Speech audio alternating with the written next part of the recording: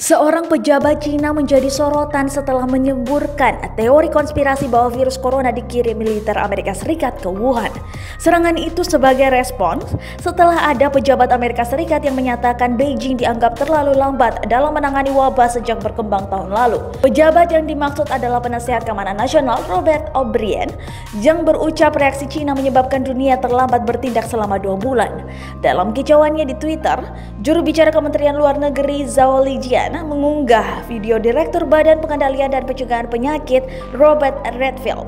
Zhao menyebut Redfield mengaku warga yang meninggal akibat flu ternyata dites positif virus corona setelah dilakukan diagnosa posthumous. CDC tertangkap basah. Kapan pasien nol mulai terjadi Amerika Serikat? Bagaimana orang-orang itu terlibat? Apa nama rumah sakitnya? Tuduh Zhao.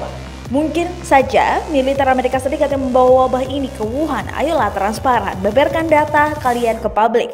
Amerika Serikat berutang penjelasan. Tantangnya dikutip Reuters via The Straits Times Kamis 12 Maret 2020. Zhao, pejabat yang tergolong belak-belakan di Twitter, tidak menyebutkan sama sekali dasar klaimnya bahwa militer negeri Uncle Sam yang harus disalahkan.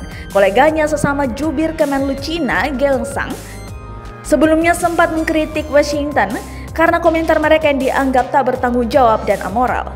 Saat ditanya terkait pernyataan O'Brien, Geng kepada awak media mengatakan tudingan yang dibuat Amerika Serikat tidak akan membantu mengatasi penyebaran.